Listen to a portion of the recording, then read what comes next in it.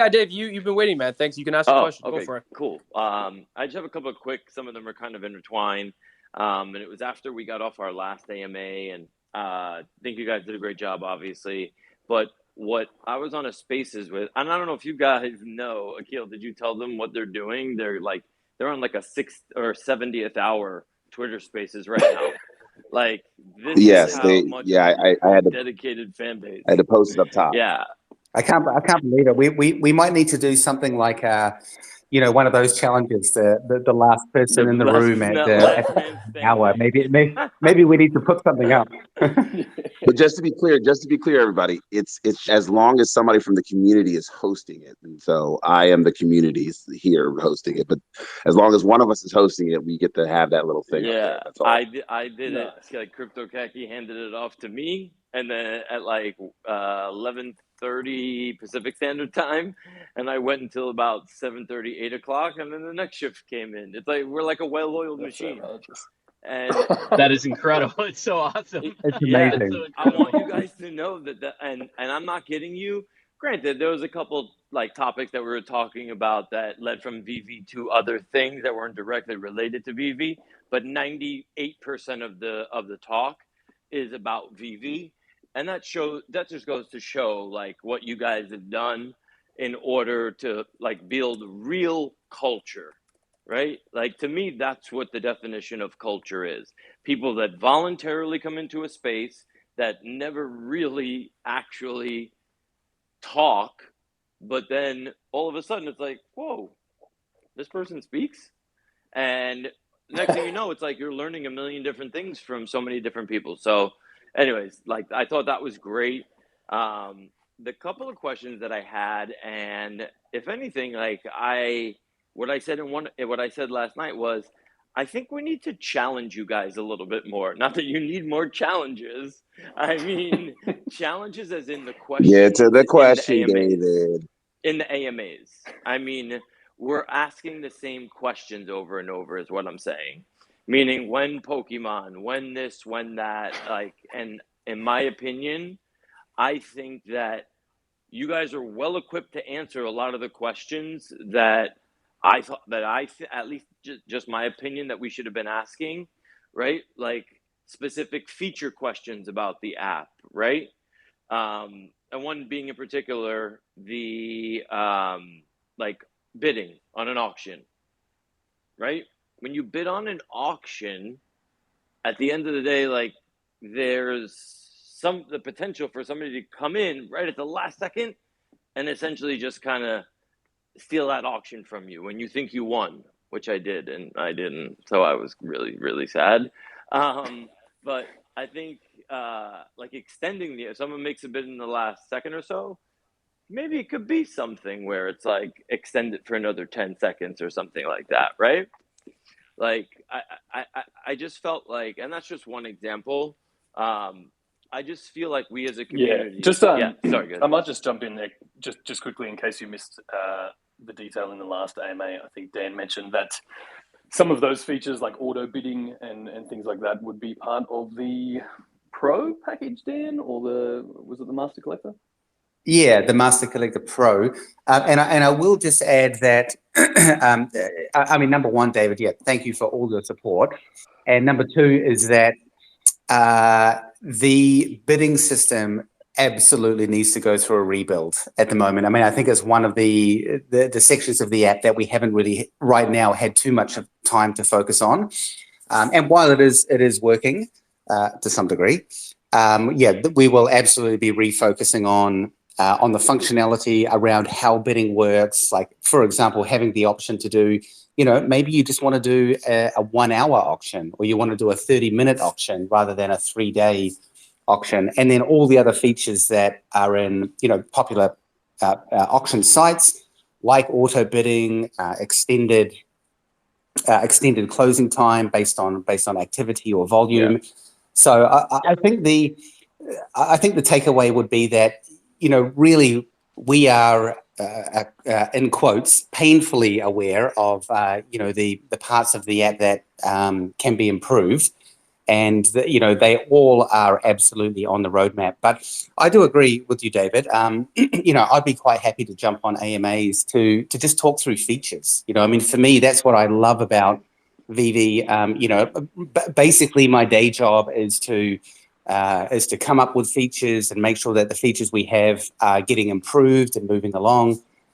And I love the kind of the two-way part of the community where we can actually reach out to the community and say, hey, what do you hate about this? What do you love about this? It's a very crowdsourced way to, understand what people want. I think the managing up aspect where it's like because you guys are so open to hearing us, that is a very big rarity, not in the crypto space, in the world, right? And the concept of managing up is, if you're quote unquote the CEO and I'm just the salesman, and the salesman has an idea, and the CEO manages to take the time to listen to that idea and say, wow, that's actually not a really bad idea. That makes a difference amongst the community, because think about how empowered that person's going to be. He's going to go start shouting it from the rooftops. Oh my God, Dan and Reese and Trevor and all these guys and David, they implemented, that's my feature. That's my feature. I did that. I suggested that. That buy-in is so key that I think you can you're only going to be able to grow it that much closer, like this community that much closer, if it can already. And the one thing I also do want to reassure you of is, anyone that is on, and I challenged this to everybody yesterday, anyone that is either on a Twitter space or anything else that is just going on and on about how much this stinks or that's the veterans of the community are very quick to quell them, but in a very respectful manner, right? To the point where we know where you're coming from. So we're going to be your extended arm, essentially. Thanks, Dave. Yeah, just and following that up, Taps, I saw that you actually had a question. Let's make sure we get Taps in there. Awesome. Thanks, G Media, for hosting this. This is awesome. And I have a quick congrats and question for Dan and Reese. So the congrats is, someone posted in Discord that Ecomi is the #1 grossing entertainment app in Singapore, which is a new country to see Veve crushing it. So that was exciting. So I want to say congrats there. And the question is, I'm sure, Dan, you get tired of all the immutable questions, but on the last AMA, you touched on that we're almost done with phase 2. It should be, done hopefully in the next week or so. But how many phases are there, and what is encompassed in phase 3?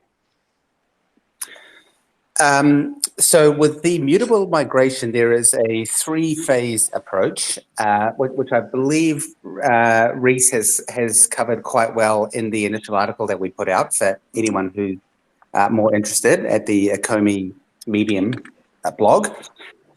So phase 1 is complete. Phase 2, as I mentioned on the AMA, is the step where we basically remint everything on Immutable. And we ran into some technical issues, which I wish never happened, but always happen 150% of the time, which was that, we found that I think it was going to take something like 3 to 5 days to remint all the collectibles.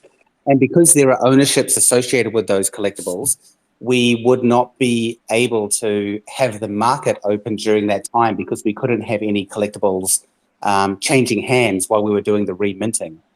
However, we're obviously working closely with the Immutable team. We managed to come up with some solutions to get that down from 5 days to, I believe the developers had told me 3 hours, so I'll pencil into my calendar 6 hours. So really, unfortunately, the phase 2 got held up just purely because of that reason.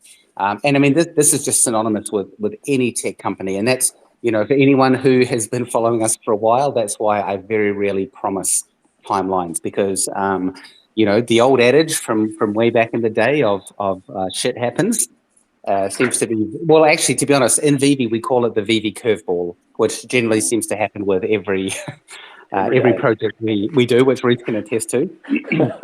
Yeah, it has. Yes, so we're coming to the end of of all of the basically the unit tests on the optimal reminting process, and as soon as that's completed, which I anticipate will be end of this week, we'll then be able to complete phase 2, and that's got the majority of the backlog out of the way.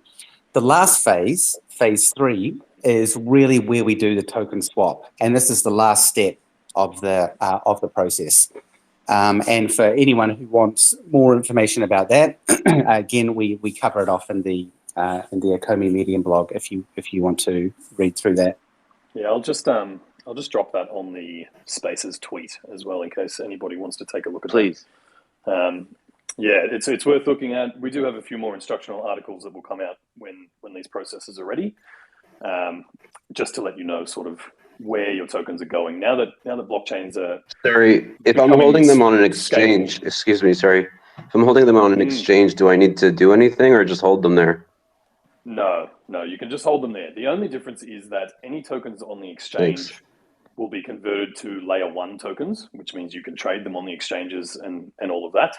But as Veve is now going to sit on layer 2 to use those tokens within the Veve app, when those utilities are enabled, you can either bridge through our web wallet. We've built a bridge between layer 1 and layer 2, or send your tokens into the app ahead of time, and they will be automatically converted to layer 2 tokens. Now, the key thing to be aware of there is if you want to then sell those tokens or trade on exchanges, you will have to bridge back to layer 1. That's just how these ecosystems are developing. So you're recommending to take them off the exchange, basically? It depends how you want to use your tokens, fundamentally. If you're planning on using all of your tokens in the Veve app, then moving them to your Veve app wallet will probably be the best move for you. Well, I'm just hodling, bro. I'm just hodling. Yeah, well, then it doesn't matter. You can just leave them there, and we will always have the swap site open. Stake them. Just stake them. Thanks. Stake them. Where can I stake them? What kind of yield can I get? You will be able to stake them in the Veve app at some point. Okay. Somebody let me know when I can stake in the app. Get some yield going. Yeah.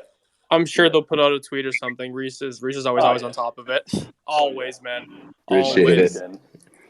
Have you guys considered maybe somewhat bridging, you know, if you guys can't say it, don't worry, but have you guys, somewhat thought about bridging between, OpenSea and your platform? Has there been any talks or maybe any thoughts even about doing so, or maybe having some NFTs on your platform or whatnot? Whoa, Forte.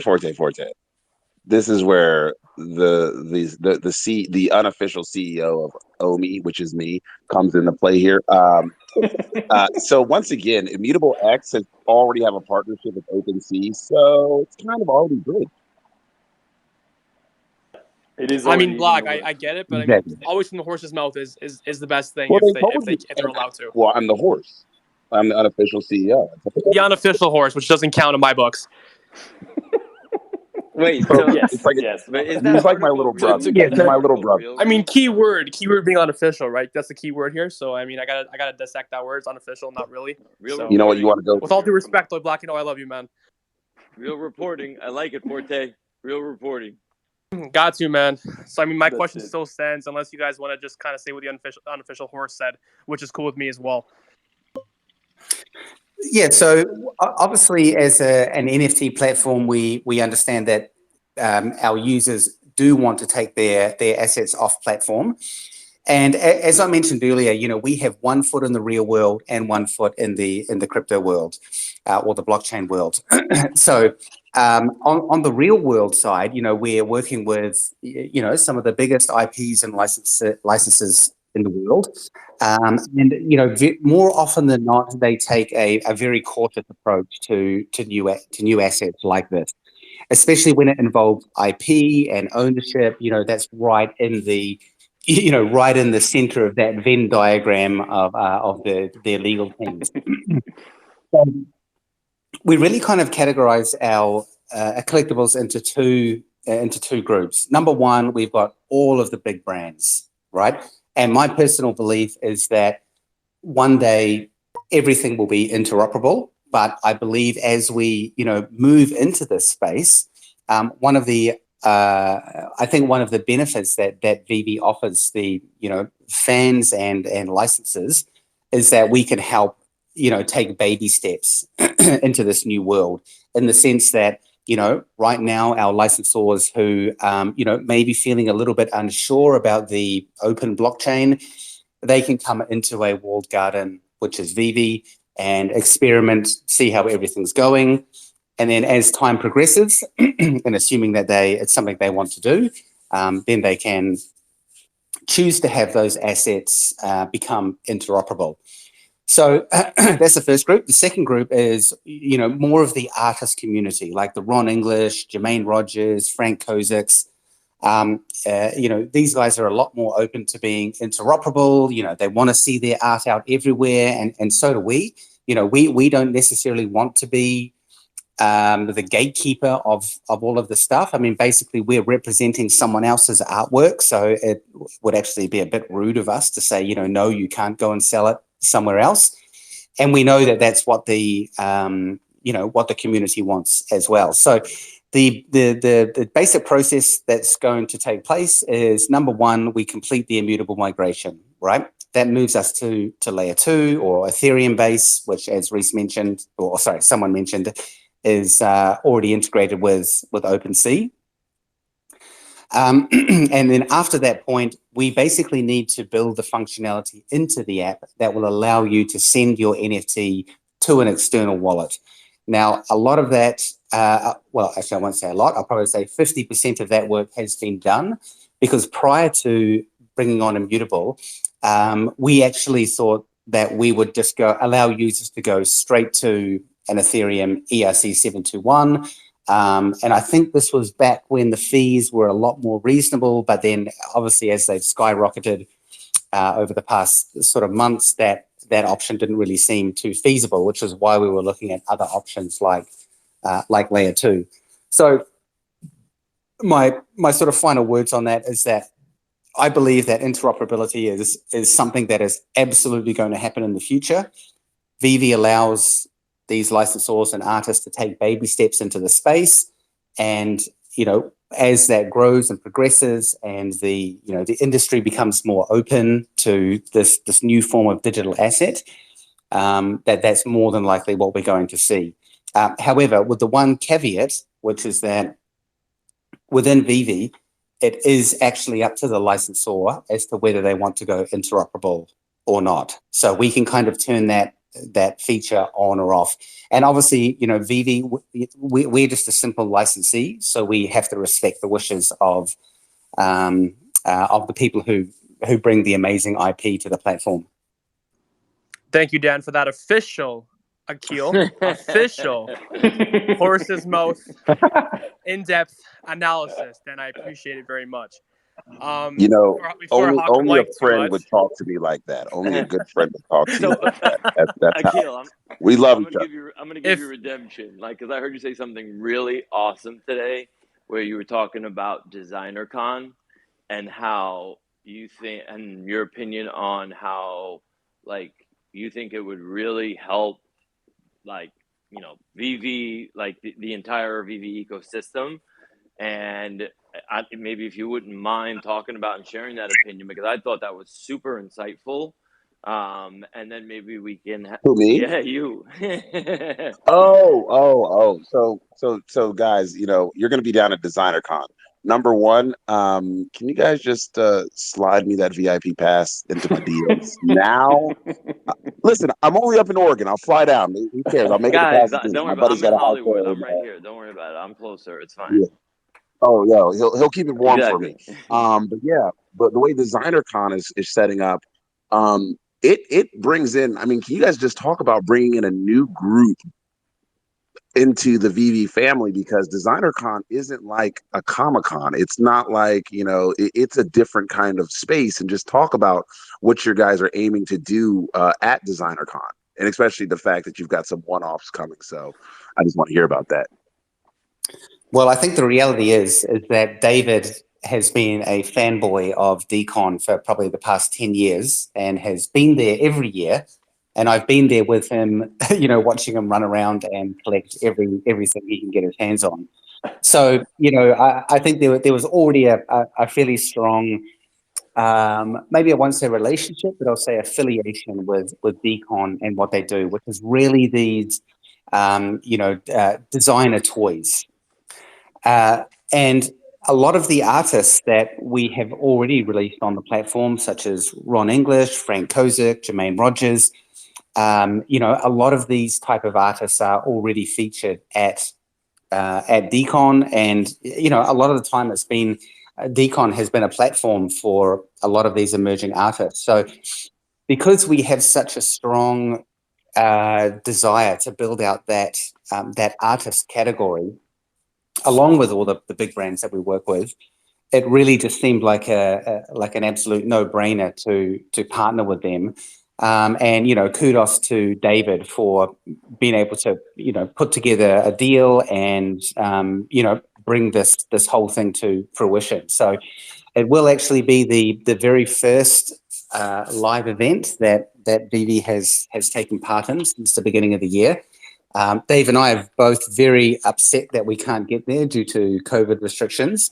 But hey, if anyone wants an autograph from Reese, I think you're selling them 10,000 Omi, right, Reese, for a signature? That is correct. I will sign anything you want. Is Trevor going to be there? I believe Trevor is going to be there. I'm kidding. I think so. I think Trevor is, Team Reese. I've signed it on him. Yeah, we'll all be there. Just quickly in regards to those VIP tickets, I think we are doing a sweepstakes. You guys may have seen the one for Edo running at the moment on Veve Twitter. So if you have not and you would like to enter that, maybe go check that out. But I think we're going to run a similar sort of giveaway for those VIP tickets. And then obviously at the event, we'll have a booth. I think we're doing some merch. We'll probably have some iPads and things set up, maybe a little interview station, try and get some content and conversations with our artists. Obviously, anyone from the community. I know Taps is heading down, and Omi Homies and anybody else that's out and about. So obviously come and see us. And I think David mentioned that we are taking over the convention center Wi-Fi as well as a bit of a sneaky marketing ploy. Like sponsor of the Wi-Fi? Like Wi-Fi sponsor? Yeah, like it's like Veve Wi-Fi or something. Cool.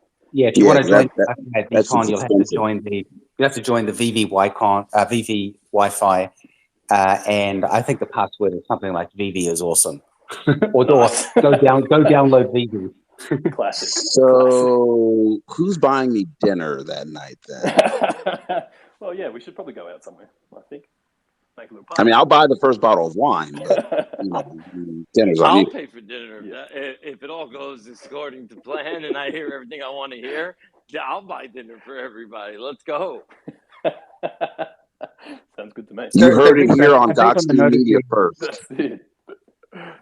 No, it should be a great event. It's as Dan said, it's our first real life event that we get to attend after the chaos of the last couple of years. So yeah, I'm really looking forward to it.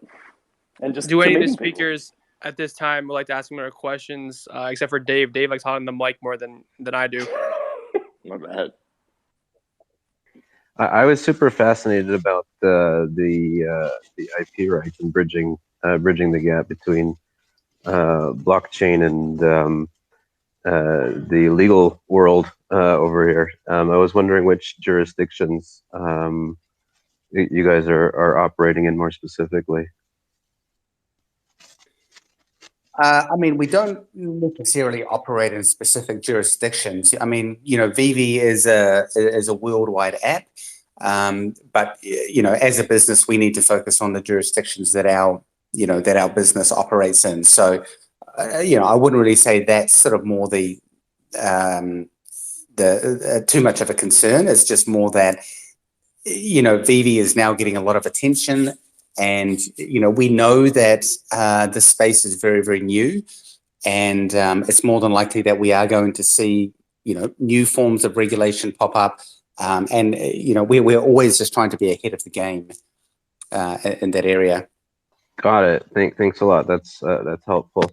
And I wanted to understand, does owning the OMI tokens give us a claim to the IP rights, or how does that work?